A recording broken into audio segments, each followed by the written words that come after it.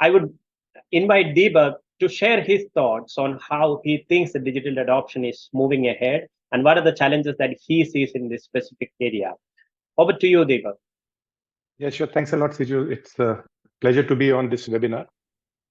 This is one of the very important pertinent question, like, which would be there for all the stakeholders who are involved in digital tech ecosystem, right? Whether farmers adopt a technology or not. And this is also one of the issue I've seen that since 2015, that urgency of adoption of new technologies at the grassroots level among the farmers, specifically in global south, that is Africa and Asia, has picked up pretty well. In fact, there has been, I'll say that booster shot post-COVID. So in COVID, we found that adoption increased manyfold. So before COVID, we were looking at around 8 to 10% of farmers in Asia out of 300 million farmers who would be using some sort of digitization tool. Now that number has swelled in 2023 to 18%. So what we have been able to achieve in past half a century, right? Now we have been able to achieve in just span of 3 years. So this gives you a lot of optimism that going forward we'll see more digitization happening at the grassroots level. And one of the reason which we see that there is a shift in how the companies are, or tech companies or input companies, or those who are working closely with the farmers, they are placing their products or services to the farmer. A farmer is someone who believes in seeing it. He's not someone who you go with a beautiful presentation and then you convince him and then he said, wow, like this is something I wanted. So he's a sort of person where you have to show to him that the value is being delivered. I've seen typically three types of model being implemented in past 3 years on, I'll say that, very, very fast mode. One of them is actually when we say B2F, that is like businesses or tech companies or input companies directly to the farmer. And we have seen some successful example, for example, a company like Absolute to a platform called Upaj. They have been able to reach thousands of farmers where farmers are also willing to pay. Now, there is another misnomer in agriculture that farmers are not ready to pay for technology. But if you are able to show them the value, you are able to deliver the value to them, they are ready to pay. And Absolute is one such example where when they are able to deliver a bouquet of services, whether about advisories, right sort of input, as well as crop insurance on one platform, farmers adopt and farmers are ready to pay. Second type of model which has evolved pretty well, why it is pretty old model, B2B. So companies like Cropin, if you see rather than directly working with the farmers, they work with the stakeholders like input companies, those who are buying commodities like Pepsi, or working with the governments or multilateral agencies, developmental agencies like Bill and Melinda Gates Foundation, to name a few, where they actually because they want the impact to be there with the farmer, they actually pay for the technology and farmer adopt and use that technology. Third type of model, which I'll say that have worked decently well, is the B2B to F. Now that is where actually I believe a lot of efforts are going on, where different stakeholders, they're collaborating with each other. For example, in Africa, I'm working on a project in which we are having multilateral agencies, we are having the government, we are having a couple of input companies, and we are having a bouquet of different tech companies trying to stitch a solution where they would be able to produce in more efficient manner PGNP and deliver all to the markets in India. Now, those type of models, I believe, would lead to more and better adoption, because here the risk of failure of technology is spread across the ecosystem player rather than the farmer. So farmer doesn't become just the the weak lead. As far as my recent visit to Southeast Asia, and I was surprised in 2015 when I visited Indonesia, a place called Deli Serdang, where it was very difficult for me to even tell a farmer that remote sensing can work for them and how it can help them. And today I'm seeing in 2023 that they're already using a couple of applications which are delivering the same service which I was talking about in 2015. Now that's where I believe that the power of digitization will not just only help the farmers, definitely it helps them in making more productive and having more economies when they are doing the farming. But for the end user, currently the world is going through severe pain of high inflation.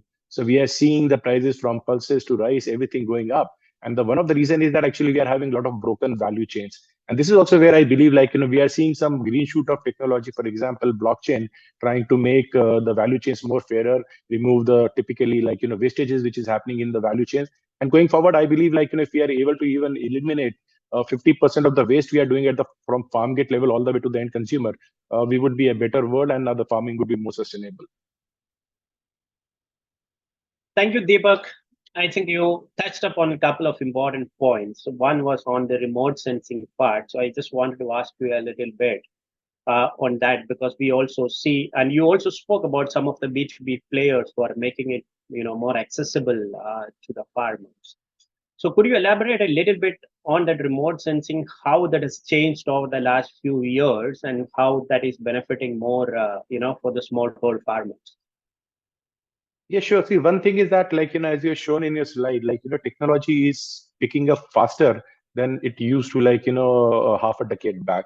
So today, our satellites are far better in actually, identifying the variety of the crop with the right sort of machine learning and artificial intelligence tool. We are able to, have the right phenotype being marked, and based on that, we are able to find the health of the crop. Now, that is where actually you find that there was a point of inflection. Previously, you used to say that, okay, fine, this is the soil moisture, this is XYZ, all the parameters, and a farmer is was supposed to be like someone who would have all the parameters in an Excel sheet and then come to a conclusion. Now, because of AI and ML tools, all these remote sensing images, they are delivering far better value to the farmer. For example, it is able to map that I am going PGNP, and based on that, it is able to tell me that because my soil moisture is less, I have to find some way to irrigate it and should not be waiting for the rain to come. Now, these are the small intervention where you give a actionable insight to the farmer rather than huge amount of data, right? So everybody is using Sentinel and giving a image to the farmer, and farmer saying that I can understand this is red, blue, yellow, and all that. Now, what to do about it in my farm, right? In my taluka, I understand everything is green, right? Now, should I just sleep at my home, or should I go to my farm and do something about it? And this is where I believe business disruption is happening, and companies, for example, I mentioned Croppen, then there is Satsure, and these type of companies, they are able to create that value where you are able to deliver actionable insight. And another beautiful thing about remote sensing is that these models are now universal models. Now, typically we used to see that technology used to be very much customized for a specific type of farmers, and that led to when you try to scale it up, a pilot, it will work fantastically well, and suddenly from rice you go to wheat and you find that those models are not working. But the remote sensing models today, they are universal. So with the same models, we are with some fine tuning and changing the weights and having right sort of simulation, we are able to do it for typically all the major crop, from maize to pulses to oil seeds to all type of cereals. And that is a big game changer, where the cost of delivering all these type of solution to the farmer has reduced substantially, from something around close to 5,000 INR per hectare. It has gone to the level of between 50 to 500 rupees. Now that is where you'll find that more affordable technologies using remote sensing with more actionable insight, the adoption will be faster going forward. And similarly, remote sensing is now used extensively in reducing cost of giving the insurance as well. Very recently, I wrote an article in Asian Insurance Review where I talked about how this remote sensing technology can enable parametric insurance. We used to have an old model of crop cutting experiment, the failure of whether in a specific taluka, and then only farmers used to get their claim settled. Now you can actually insure a very specific individual field, and based on the parameters of that field, you are able to directly pay to the farmer if something goes wrong in the weather. So these type of intervention, I believe, will make technology more affordable as well as more effective for the farmers. And this is where I believe remote sensing, along with AI and ML, will be playing a very, very important role going forward to reduce the risk associated with the farming, at the same time making technology affordable for farmers, hence more efficient and productive farmers.